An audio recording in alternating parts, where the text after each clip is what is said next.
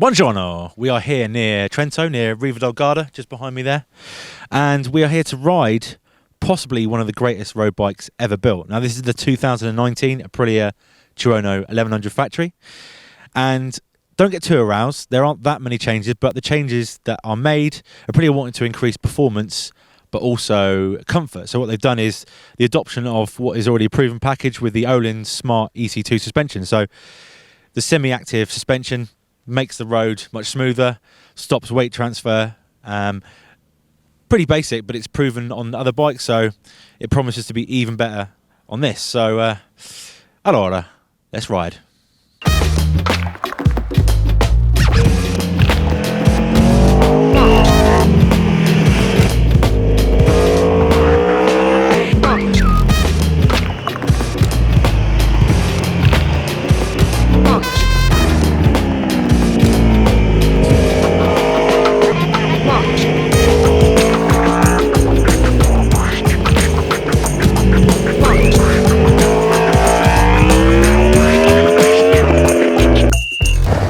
Good morning, V4. What a lovely day for it. What a lovely day for some V4 nakedness. It just feels so right, it's so wrong to get out quick, because there's some guy in the presentation last night, he didn't even know what Öhlins was, so I've got no hope for him riding a fucking bike, that's for sure. So yeah, 2019 baby. No, let's just get it out of the way. This is, obviously it's a 2019 bike, but the only thing different, really,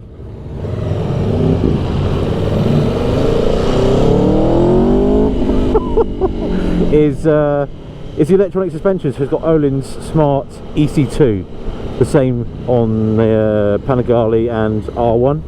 You can control front and rear stiffness, or firmness as it's called. You can control brake balance, so basically damping and dive on the brakes, mid-corner poise and acceleration, and oh my god,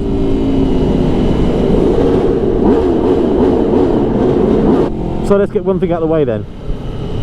I think the most commonly asked question about a bike like this, as exciting as this, the most commonly asked question was, has it got a fuel gauge? And the answer is no. Look, I don't, it's a nice thing to have, but on a bike like this, I'm sorry, I don't understand the fuss. So sorry to disappoint, but there's no fuel gauge. Right, let's turn this bloody anti-wheelie off. Oh, you can't do it where you're bloody going, can you? I forgot. There's so many buttons to fiddle with and press by accident. Oh. Well, I tell you what, this is I didn't have a chance to properly explore yesterday because it was a late flight in, but what a beautiful place this is, Trento. Never been to Trento. I've been to Riva del Garda and the roads we're going to ride today, which are incredible. I've never been to Trento. I've made a right rookie error here. I've left the anti-wheelie on and they can't change it while you're on the fly. Sorry. Let's fucking do it now.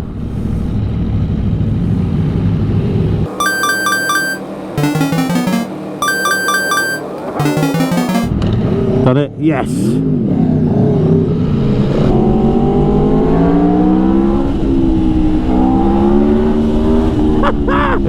Oh my word.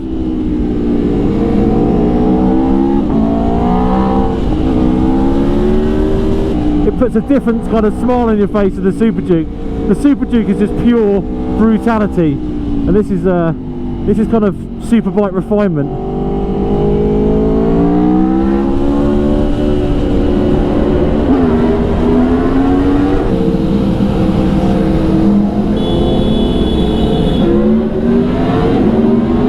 Tell you what, there aren't many better ways to spend a Wednesday morning than this, is it? And I know we'd be guilty. We haven't actually featured a Tuono on the channel on with 44 teeth. I've ridden a few with other publications and doing some freelance work. We never actually got into the nitty gritty of a proper test on this. So this is a nice excuse to come on a launch and razz one, because it deserves it. And this is let's not forget, in this bike, yeah, we talk about super nakeds and hyper nakeds. Super nakeds, like your Super Duke, they're all very well and good, but the Tuono almost invented the hyper naked segment, literally taking a super bike and stripping it back to what we have here.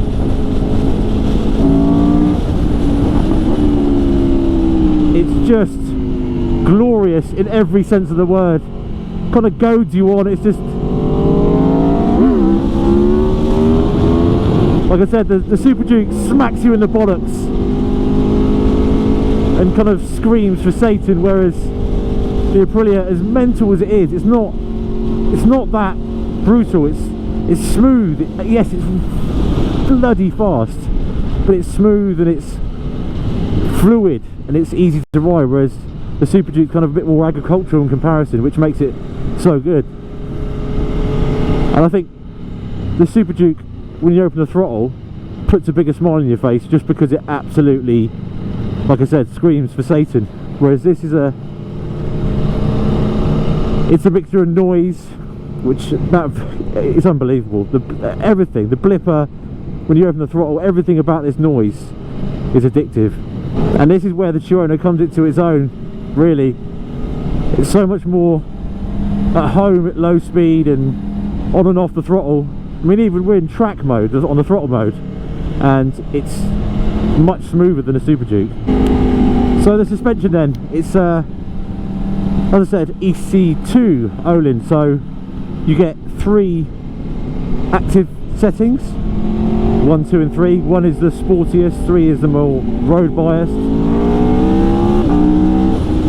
and you also get manual, so if you don't like it you can switch back to conventional feeling. But you know, as a road tool, I mean, I can't really fault the EC2. It's a really good alloy to have, really simple to use once you get your head around it. We're an ASC, which is obviously another acronym. It's Aprilia Suspension Control.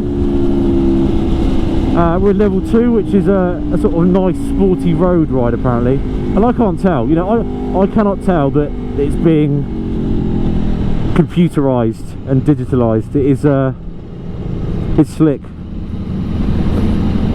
but it stops that weight transfer. It stops the sort of sagginess and the pitching and makes the bike handle better. I mean, yes, over extreme bumps I don't think any computer system can cope with it, but so far so good. Oh! Oh! Oh! Oh! Oh! Oh!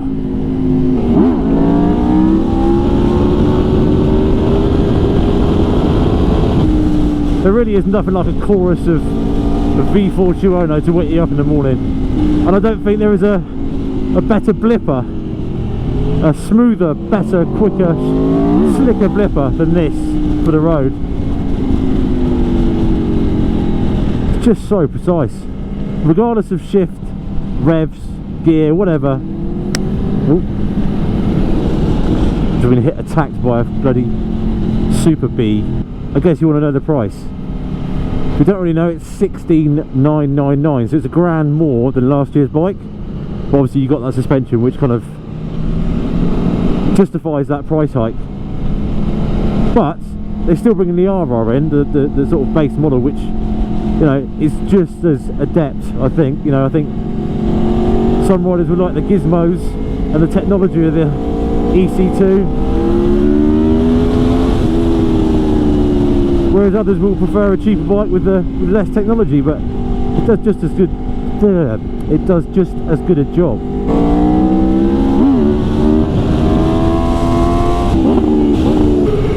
I mean, you just cannot fault its handling at all. There's nothing, absolutely nothing wrong with this bike. Get past this bell. Oh God, get out of the way!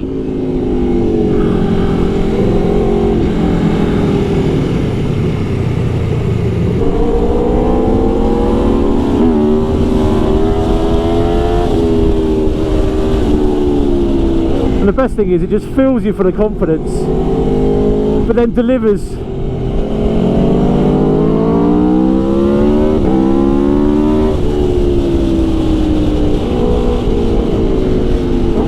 Delivers in its performance. You know, it's just, some bikes goad you into sort of doing naughty things and give you confidence because of the sound or the way they make you feel, just sort of weird idiosyncrasies. But this is all about pure A to B fast performance. I mean, this is, yeah, it's superbike, isn't it?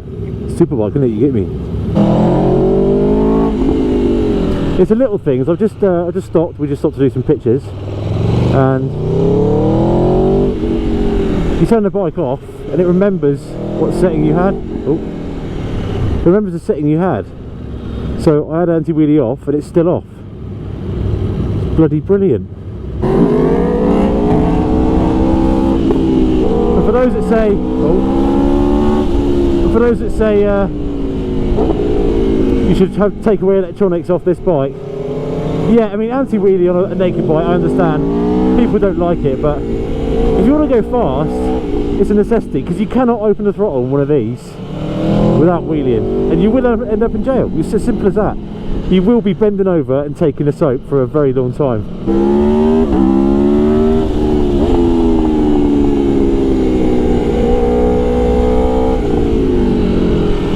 Oh, I've got apexes. They got the curbs out for us.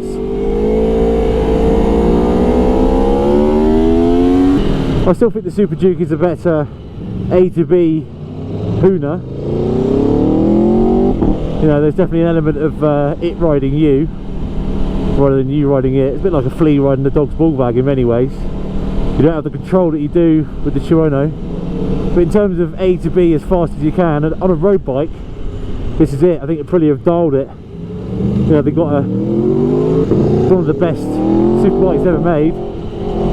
Stripped it, not like diluted bloody super naked.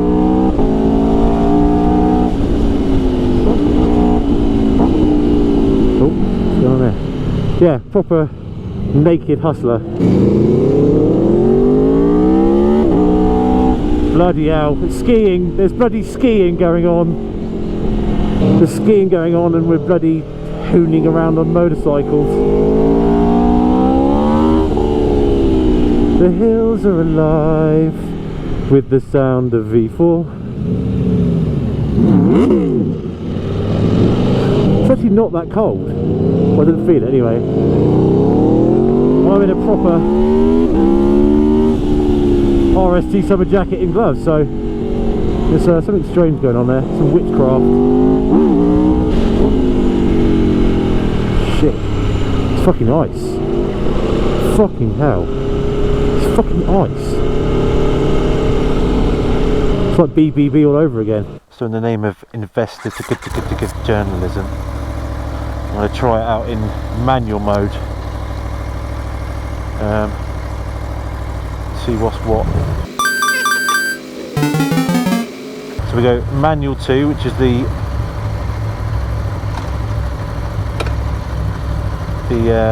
parallel version of the semi-active mode.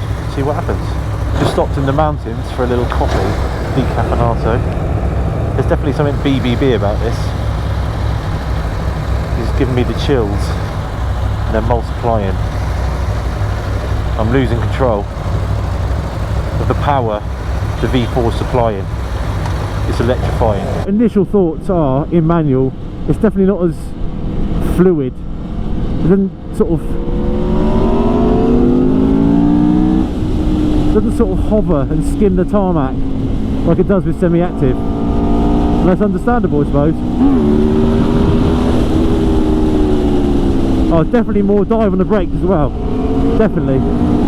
the more and more you ride it, the better it becomes.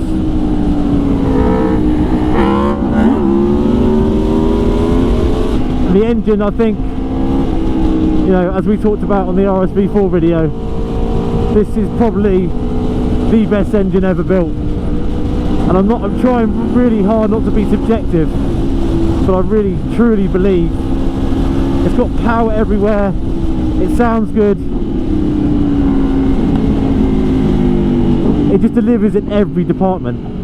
You can take it down to idle, it pulls, it screams at the top.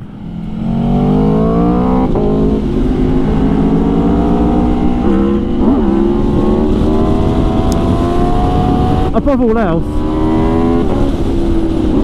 it gives you that intangible, arousing sense that it just cannot be matched, can it? Riva del Garda, Riva del Bona. What a bike. Yeah, I'm definitely going to say I prefer it in semi-active mode.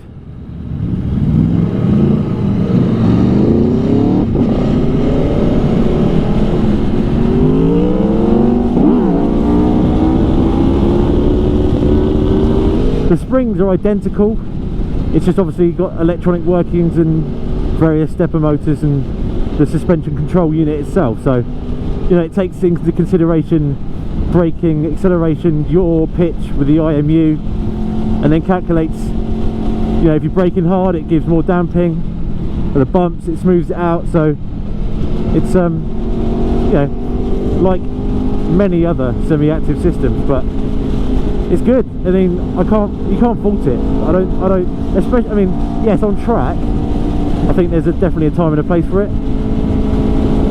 But on the road, for this bike, this is perfect. It's also worth pointing out that this is a big claim as well by Aprilia. They reckon that the bike in semi-active mode is quicker, half a second quicker around Mugello than the bike in manual mode.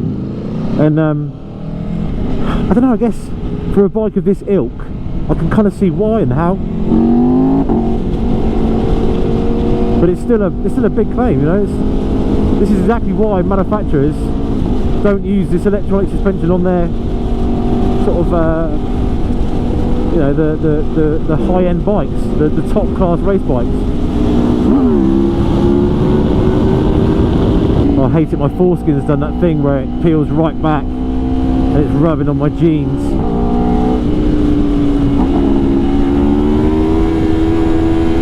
So more news on the suspension front. We were obviously, you can improve the manual setting by doing it manually. That's the whole point of it. You can dial in everything you want,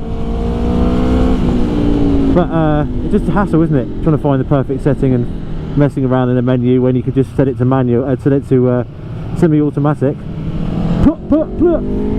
semi-active, and let the bike do it for you. And interestingly, I just put it on A1, so semi-active 1. It's a lot higher at the rear, it's a lot firmer generally,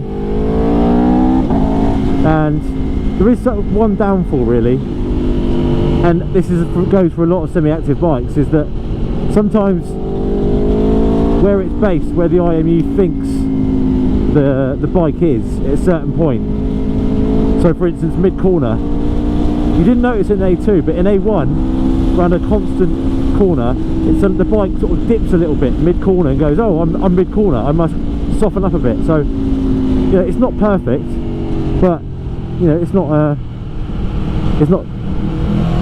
crucial, and it doesn't affect things too badly. And there we have it, sports fans. Garda. Wow.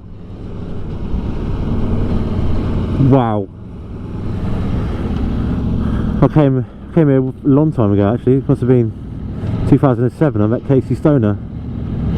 We had dinner down by the lake there, which was rather nice. And we had to. He was with his manager, who's also one of my best mates from school, and we had to shepherd him out of a driving range, golf driving range, because Italian TV heard he was there, and all the TV crews turned up. It is bloody manic. Anyway, nice little anecdote. Just, oh my god, just while we're slowing down and I can actually think for a second, actually worth pointing out that, you know, obviously more and more people are realising that there's certainly a misconception regarding Aprilia, and you know, I think Aprilia sold 350 in the UK last year, which is, it's not bad for a super naked, hyper naked. And you know, yes, there has been rightly some criticism towards the electronics and reliability issues, but it's coming a long way. And you know, it doesn't help that the dealers are so small, and a lot of people don't know where the nearest Aprilia dealer is. But let's not forget, this Aprilia is a tiny factory. I've said it again. I've said it before, and I'll say it again. You know, it's a tiny factory, and that sort of filters down to the dealers. So, what are we stopping here?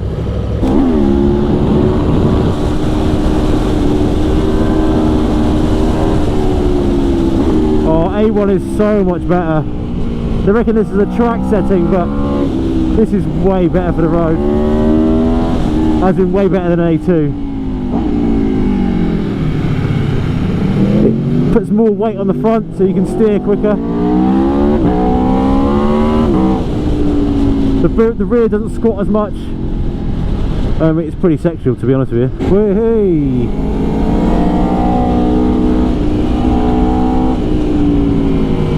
Bury that bastard deep in the corner. Whee! Oh my god, I'm in love. I'm in love.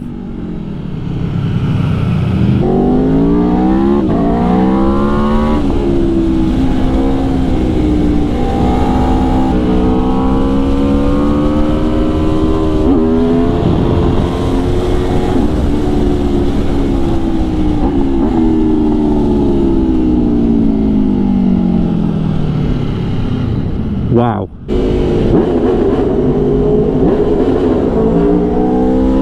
Honestly, I think this is how babies are made. Never mind intercourse. You put a V4 Tuono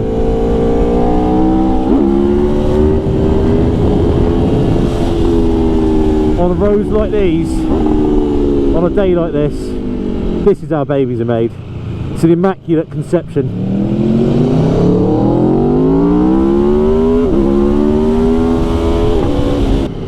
Oh, looks to me like luncheon. Just out of interest, I'm on a bike with a Acca can on it, fully road legal. Sounds a bit naughty. Lovely bit of luncheon. Thanks, mate. Lovely bit of luncheon. I say little. It was absolutely massive. It's a bit nadgery, isn't it? Something nadgery for the afternoon, sir.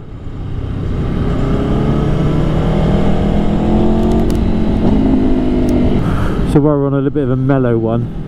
It's I was chatting to the designers and the engineers in luncheon, and while I was picking apart some lovely ribs, we talk about design, and you know, they admit that they're not trying to hide from the fact that the bike is, you know, the design is 10 years old, but they say it's one of the most exciting bikes out there, or the most exciting bikes out there, and that warrants, well, that's enough to warrant not only a redesign at the moment. So they wouldn't say when it would be redesigned, but they're happy with the performance and the looks, and well, some people love it, some people absolutely hate it, but yeah, there's no denying for the fact that it is old. So I guess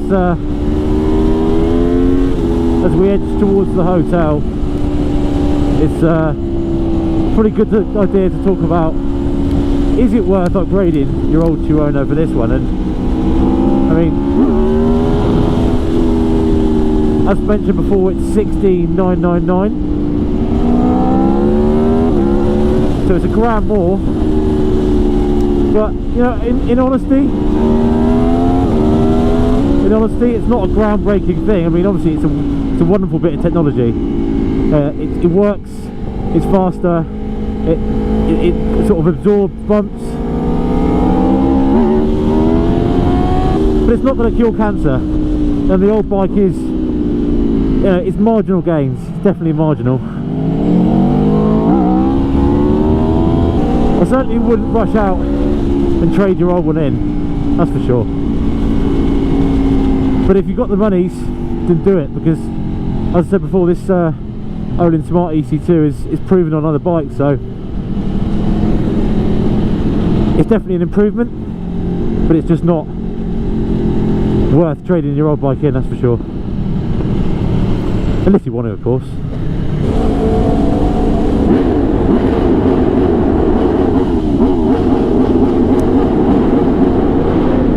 When you break it down, the Tuono has probably some of the best brakes you can buy, combined with that suspension and the lack of dive and the support you get and the feeling you get, the ability to be able to trail brake into a corner. And then you've got obviously the RSV4 chassis taken over mid-corner to make it feel utterly sexual. Then you've got the V4 motor and decent electronics to get you out of that corner. You've got an electronic suite, the anti-wheelie, the ASC, the Aprilia suspension control, and the Olin's Smart EC2 now. I mean, it's pretty unrivaled. Are we looking at the best road bike on the planet? Am I riding the best road bike on the planet?